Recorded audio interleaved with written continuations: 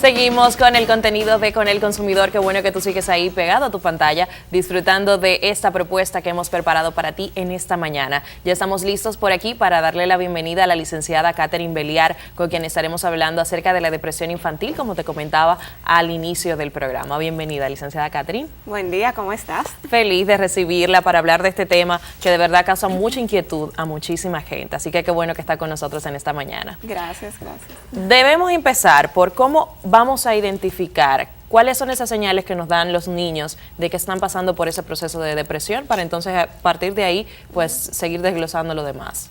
Bueno, la depresión básicamente es una alteración que sucede en el estado de ánimo y anteriormente se creía que no le ocurría a los niños, sino que era algo solamente pertinente y que le pasaba a los adultos, porque los niños no tienen ninguna razón ni para sentir tristeza ni para presentar un cuadro depresivo, por así decirlo. Sí, todavía hay padres que les dicen a los niños, pero depresivo, triste, aburrido, ¿por qué? Si tú lo tienes todo. Exacto. Si tú lo tienes todo, sí, esa es una de las cuestionantes, por así decirlo, que los padres todavía no entienden tanto, pero sí con las investigaciones actuales se ha establecido que los niños también pueden presentar un cuadro depresivo. Y hay que diferenciar mucho lo que es la depresión de la tristeza, sobre todo en edades tempranas. La tristeza es un sentimiento que puede sentir cualquier persona ante un suceso, como una pérdida, tal vez porque no le va bien en el colegio, hasta sentirse mal o triste porque peleó con un amiguito, etcétera. Ya la depresión, una diferencia básica es ese cuadro, vamos a decir, de tristeza que va más allá y que se presenta por un tiempo.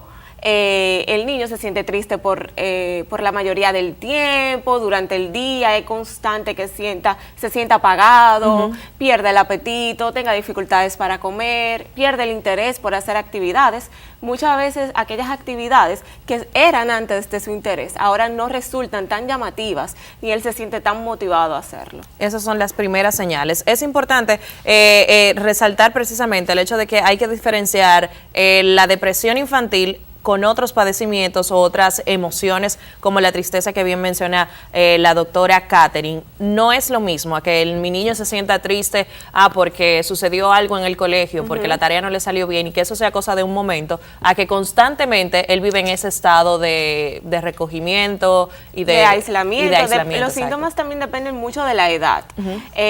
Actualmente también se está estudiando esos síntomas que pueden presentarse antes de los 3 años, que es una edad muy temprana.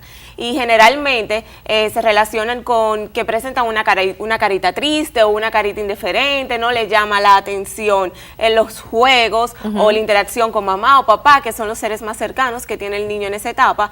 También presenta cierta irritabilidad, el niño puede llorar constantemente o le molestan muchas cosas, la mamá no sabe cómo calmarlo y ese tipo de cosas generalmente se presentan antes de los 3 años. Luego de los 3 años se presentan otros síntomas relacionados, por ejemplo, con la afectividad lábil, que el niño puede llorar por cualquier cosa o molestarse por cualquier cosa, incluso hacer rabietas sin tener alguna causa que lo detone. Ponerse irritable de la nada. De la nada, exactamente. Y presenta de forma más marcada esos cambios de humor. ¿A qué edad suelen darse esos cambios que usted menciona ahora?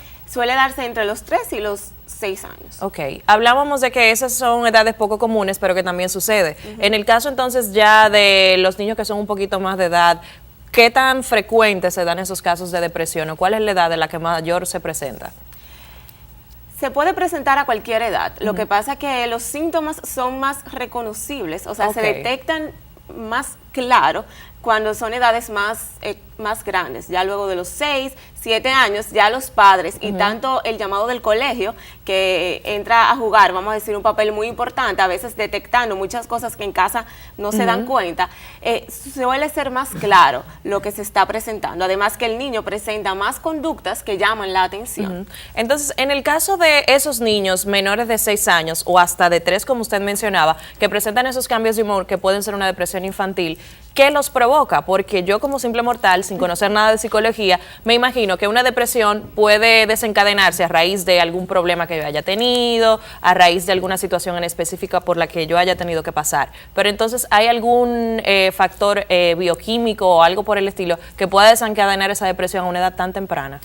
Sí, la depresión en general es algo multifactorial, es un trastorno multifactorial y en primer lugar se encuentra la parte genética, aquellos factores genéticos que juegan un papel muy importante. La predisposición genética también es algo básico, o sea que papá o mamá haya presentado o presente algún tipo de depresión, por así decirlo, va a aumentar la probabilidad de que ese niño o esa niña también presente la condición. A esto también se le suman otros factores como los factores ambientales, alguna pérdida que haya podido tener el niño, algún duelo no resuelto, una muerte de un familiar muy cercano. También se asocian ciertos factores socioeconómicos que pueden estar ligados a esta condición. Ok. ¿La depresión infantil se podría clasificar por etapas según avance o los cuadros son diferentes para cada niño? La depresión infantil se caracteriza por síntomas y esos síntomas en general presentan, vamos a decir, son nucleares. La manifestación sí puede ser de acuerdo a la edad que tenga el niño, pero en forma general lo que se va a presentar es un episodio, vamos a decir, de tristeza por un largo tiempo, irritabilidad, dificultades en cuanto conductuales relacionadas a rabietas o llantos que no se entienden por qué pasan, o sea, que son sin causa aparente, y vamos a decir que es el núcleo base. Ya cuando es la adolescencia, hay otros factores de riesgo que hay que tener, vamos a decir, en cuidado, que se relacionan con consumo de drogas, consumo de sustancias, pueden autolesionarse y todo ese tipo de cosas. Me llama muchísimo la atención el hecho de que usted menciona de que cuando un niño tiene depresión a edad temprana se irrita y reacciona muchas veces de forma explosiva, porque uno suele relacionar la depresión con una persona triste, recogida, y no siempre se reacciona así. Entonces, ¿cuáles otros comportamientos, además de esa irritabilidad, puede presentar un niño y que a simple vista uno no asociaría con la depresión?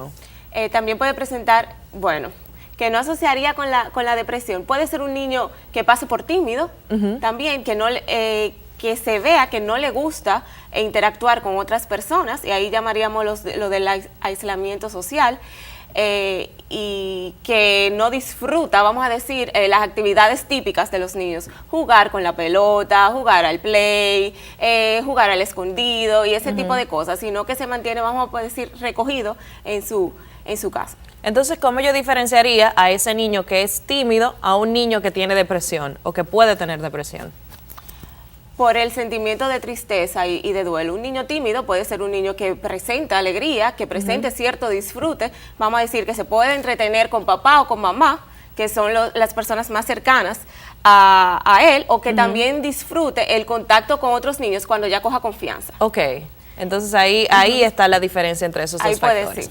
Entonces, ¿cómo nosotros tratamos, ya hablando desde el punto de vista de los padres, cuál es la forma correcta de acercarse a buscar ayuda? Esa es una de las preguntas que siempre me dicen en consulta, y yo lo que le digo es que es un asunto de negociación. Sí, siempre se le debe de dar la opción al adolescente de que vaya al psicólogo o no, siempre hablándole la verdad, no diciéndole que es una amiga mía, que nada es de engaños. Exacto, no, que es un psicólogo que lo quiere ayudar, pero siempre negociando. Una buena táctica, y que yo uso mucho, es que le diga que vaya una vez, que lo pruebe, a ver qué tal, porque en realidad el adolescente no sabe cómo le va a ir, y que le dé como ese beneficio de la duda, y que vaya una vez y que luego decida si quiere continuar con el proceso o no, pero que por lo menos lo intente. Perfecto. Tenemos una llamadita ahí en línea. Buenos días. Sí, muy buenos días para las dos queridas. Gracias, igual para usted. ¿Con quién hablamos? Con Gloria Díaz. Hola, Gloria. Adelante con su pregunta o comentario. Corazón, tengo una situación con una niña. Mi hija tiene ya 16 años y su abuelo, que fue como su padre, murió hace ya como casi prácticamente un año. Falta poquito para el año. Y desde ese momento la niña siempre está triste. Ella me ha llamado varias veces de la escuela, se ha apartado, no quiere estar con los demás, la veo muy triste, llora, y he tratado de verla con psicólogos y cosas, pero ella no acepta la ayuda. Y quisiera saber cómo manejar esta situación porque estoy preocupada. Perfecto. ¿Qué edad tiene? 16. 16 años. No, Perfecto. Gracias, Gloria, por la sintonía y por su llamada.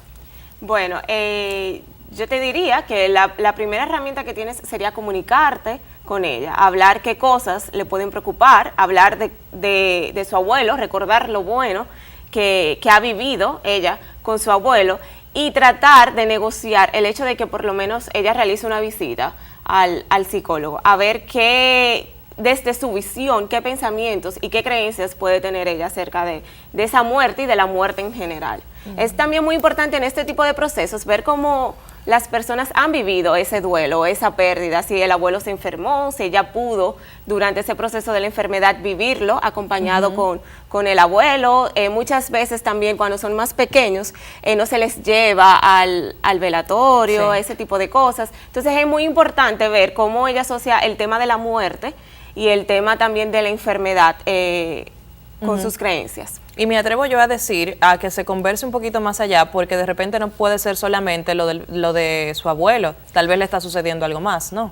Puede ser también, es una edad muy complicada, exacto, vamos a decir que el ambiente social generalmente puede prestarse a muchas cosas, como bullying, como un ambiente puede ser hostil en el colegio, o sea, hay muchos factores que hay que influir. También los cambios a veces que se hacen después de una muerte de un ser especial en la familia, y muchas veces papá y mamá no se dan cuenta y ella ve que tal vez era la persona con la que más hablaba en casa, que se llevaba muy bien con el abuelo, y tener esa pérdida tal vez ella no tiene a alguien en quien confiar, pero son hipótesis que te puedo decir de lo que me has dicho. Claro, en base a esa poquita información que tenemos. Lo ideal sería entonces que trates de negociar con tu niña, Gloria, a ver si por lo menos hace la primera visita al psicólogo, como bien recomendaba la licenciada Catherine, y luego entonces ver cómo sigue evolucionando el proceso, y esperamos que vaya de la mejor manera posible. Tenemos otra llamada ahí. Buenos días.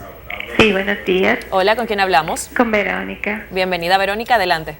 Sí, mira, yo quiero preguntarle, yo tengo un niño de 10 años, antes él no estaba acostumbrado a decirme que está aburrido y ahora constantemente me lo dice. Yo quiero saber si eso tiene que ver. Si tiene que ver con la depresión. Exacto. Verónica, una cosa, sería bueno saber qué cambios últimamente se han hecho, si de repente le ha cambiado los aparatos electrónicos, el uso de la televisión. O le ha dejado de hacer actividades en casa. Exacto, quizá yo pienso que como casi no salimos, quizá eso tenga que ver.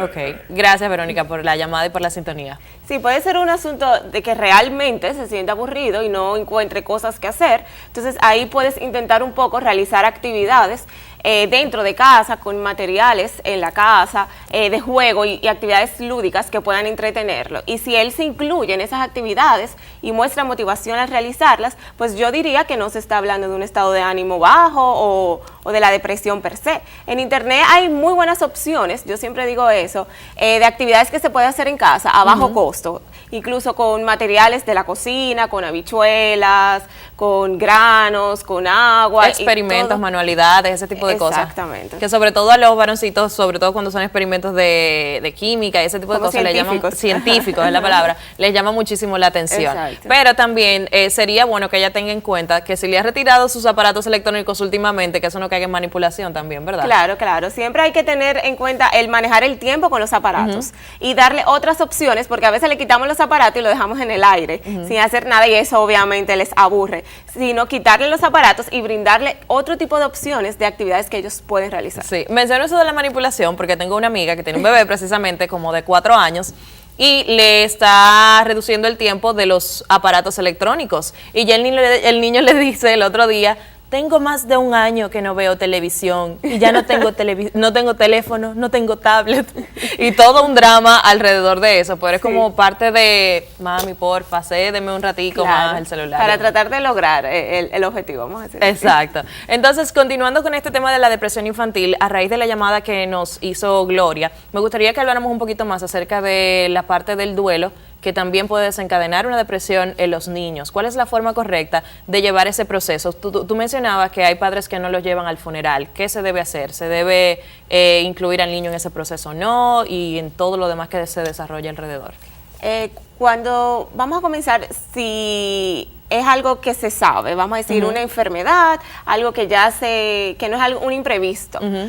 Sí, siempre se debe de informar al niño de acuerdo con su edad de lo que está pasando en la familia. ¿Por qué? Porque el niño se da cuenta de los cambios. Vamos a decir que mamá dura más fuera tiempo de la casa porque tal vez se la pasa en el hospital o cuidando al papá o cuidando al familiar que se encuentra enfermo y ve la tensión, la ansiedad, esos cambios, el niño los nota. Y muchas veces, aunque no lo exteriorice en forma de pregunta, preguntas, sí se da cuenta de lo que Sí. está pasando, aunque uno no lo cree. Entonces, siempre es informar de lo que está pasando. Abuelito se siente mal, lo No están excluir cuidando. a los niños de esos procesos. Exacto, lo están cuidando en la clínica, etcétera. Cuando se presenta ya la muerte, siempre se le debe de dar la opción al niño de si ir o no. ¿De acuerdo? Y que él decida si quiere ir y quiere ser parte del proceso. Hay niños que dicen, no, yo no quiero ir porque están conscientes de que no quieren vivir ese momento, se sienten muy tristes para ir con esa pérdida o para vivir esa pérdida, vamos a decir, de forma vivencial Sí. o de forma presente. Entonces, esa opción se les da a ellos y ellos son los que eligen si quieren ir o no. Ok, le tengo una preguntita más al respecto, pero la vamos a hacer luego de esta llamada. Buenos días. Buen día, Hola, ¿con quién hablamos? Marianela Pérez. Bienvenida, Marianela. Gracias. Yo tengo un niño que su mamá me lo dejó y él siempre está como que nada más quiere jugar con la tabla. Y casi no quiere, a veces me dice que no quiere ir a la escuela, me menciona cosas para no ir a la escuela. Y a veces no quiere comer por jugar nada más con la tabla, no oye, suena el teléfono y no oye nada. Bien, Marianela, gracias por su llamada. Ahí no es tanto depresión infantil, diría yo, sino como adicción a Sí, esto de es la como tablet que hablábamos. organizar también el tiempo que les vamos a dar en la tablet. Eso es sumamente importante porque en el momento en que ya han hecho un hábito del horario de tablet, que pueden durar 2 o 3 horas usándolas, ya va a ser difícil, vamos a decir, reducir el tiempo, pero no es imposible, no es imposible. Lo bueno es como adultos darnos cuenta de que están durando mucho tiempo con esa tablet y tratar de reducírsela, negociando, motivándolos con otras cosas, reforzándolo con otras cosas que sean de su interés para tratar de reducir el tiempo. ¿Se vale utilizar el uso de el tiempo de ellos usando los aparatos electrónicos como un premio, por decirlo de alguna manera? Como que me ayudas con esto en la casa o haces la tarea y entonces luego te ganas el derecho de usar el teléfono o la tablet 1 hora. ¿Se vale eso o no es correcto? Yo diría que sí se vale como un motivador o un reforzador de hacer una tarea y va a tener ese reforzador que es lo que le llama la atención al niño. Lo que hay que ver el tiempo en que se le da de acuerdo a la edad. Perfecto. Tenemos otra llamada ahí. Buenos días. Buen día. Hola, Mi ¿con quién nombre es conversamos? Jocelyn Peguero. Adelante. Estoy llamando porque tengo una preocupación. Tengo un adolescente de 16 años y todavía a estas alturas él no ha aprendido a leer. Es muy preocupante, ya yo lo llevé a terapia con psicólogo y todo eso y todavía él no, me da un adelanto ni nada. Él se ha concentrado mucho en lo que es la pelota, la cancha y esas cosas, pero en cuanto a la lectura, nada. ¿En qué me puede ayudar con eso? ¿Qué me recomienda usted? Los psicólogos, ¿qué le han dicho cuando usted lo lleva? Primeramente me dijeron que él tenía como mucha distracción. Él perdió a su padre cuando él tenía 4 años, su papá falleció. Pienso que eso influye mucho en eso, pero él siempre, se ha distraído mucho. Yo he hecho mucho, lo he llevado allá al psicólogo, lo han tratado, estuvo en terapia de aprendizaje y no ve evolución. La doctora me dijo que él tenía como la mente de un niño de apenas 2 años, en cuanto a aprendimiento. Ok. ¿Tiene alguna otra pregunta que hacerle? Perfecto. Muchísimas gracias por su llamada y por la sintonía. Mira, yo te recomendaría realizar una evaluación global de lo que puede tener el niño. Si es un asunto de distracción o atención, es un asunto que presenta algún tipo de retraso que también se puede dar, o es un aspecto, o hay aspectos neurológicos o neuropsicológicos que le pueden hacer difícil aprender el proceso de lectoescritura. Entonces, ahí yo te diría que buscaras ayuda para ganar tiempo, vamos a decir así, y tratar de trabajar esos aspectos. Puede presentarse algún tipo de dificultad, vamos a decir, en cuanto al reconocimiento de letras y eso, pero no me parece, sinceramente, me parece que es un asunto que puede relacionarse con cierta distracción o algún tipo de retraso. El que pueda tener ese tipo de retraso no impide que pueda, vamos a decir así, adquirir las habilidades de lectoescritura, sino que con la ayuda necesaria y otras alternativas lo va a lograr. Se requiere un poquito más de esfuerzo, Sí. es cuanto. Y en cuanto al cuadro de depresión no caería ahí, me imagino, porque se interesa por actividades como el deporte, como bien decía su madre. Es algo ya más académico, por decirlo así. Ok, bien, nosotros vamos a una pausa comercial y luego de la misma regresamos a esta conversación con la licenciada Catherine Beliar acerca de la depresión infantil. Sigan con nosotros.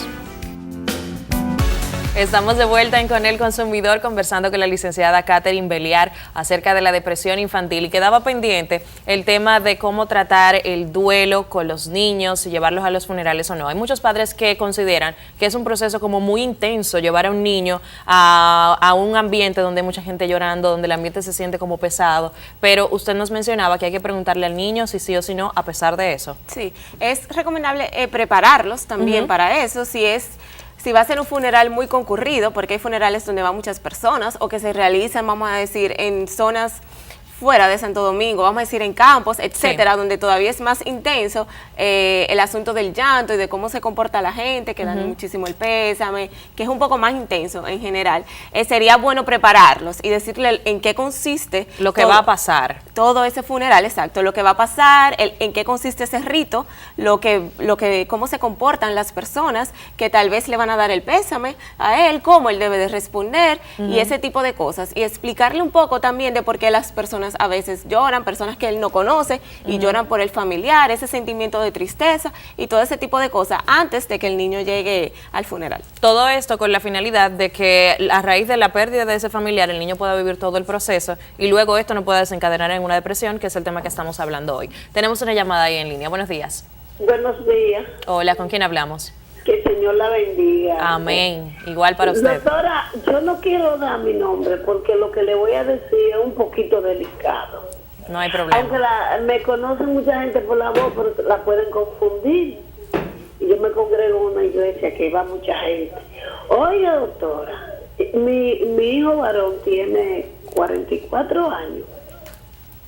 Y él me dijo hace unos meses por teléfono: mami, qué raro que yo no salí un tiguerazo. Pero oiga, doctora, lo crié sola.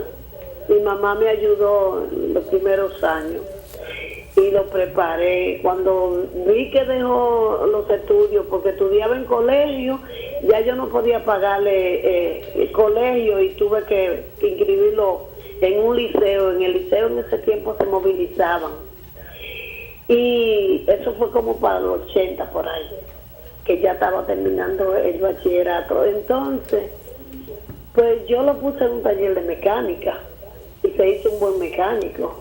Y hoy en día él vive en Estados Unidos y no trabaja la mecánica, pero trabaja otro tipo de como taxista o algo así. Trabajaba la cosa del aeropuerto de los aviones.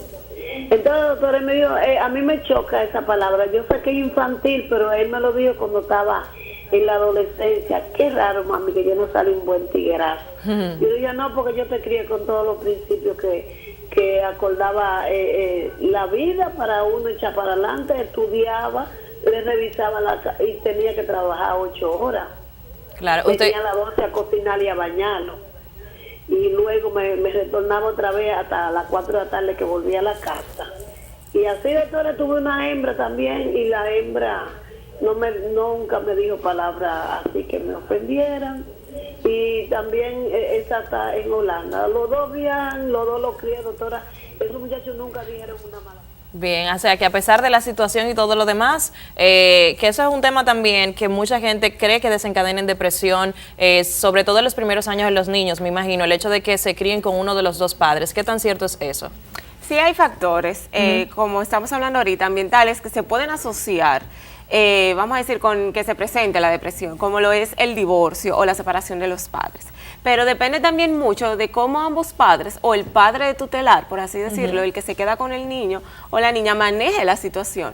Si es un padre que tiene habilidades para afrontar, vamos a decir, la vida y las adversidades que... Como la madre anónima que nos llamó ahora. Exactamente, como la madre que nos llamó ahora mismo, si tiene las habilidades, vamos a decir, esa resiliencia para sobreponerse a las adversidades que presenta la vida, vamos a decir en general, les va vamos a decir, a transmitir y que ellos aprendan también a tener habilidades para enfrentarse a los problemas y para superarse.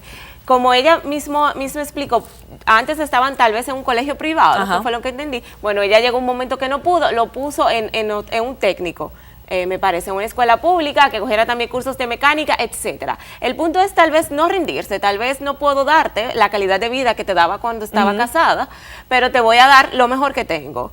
Bien, entonces todo es parte de la comunicación y de cómo se pueda ir manejando. Tenemos otra llamada ahí. Buenos días. Buen día. Hola, ¿con quién hablamos? Mi nombre es Lisa. Hola, Lisa, adelante.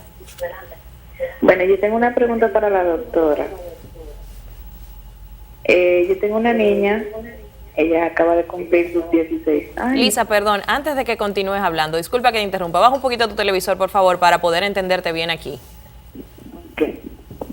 Entonces, mientras Lisa va ahí bajando el televisor, recordarte a ti que puedes buscarnos en redes sociales y también por ahí enviarnos sus preguntas, @conelconsumidor y @Madeline Arnaud. También esa es otra vía de contacto con nosotros. Lisa, ¿ya estás de vuelta? Sí. Bien, continúa. Pues sí, mi niña acaba de cumplir 16 años, entonces... Ay, Dios mío, se le cayó la llamada a Lisa. Lisa, pero escríbenos vía redes sociales o intenta marcar de nuevo para ver si podemos atender tu inquietud.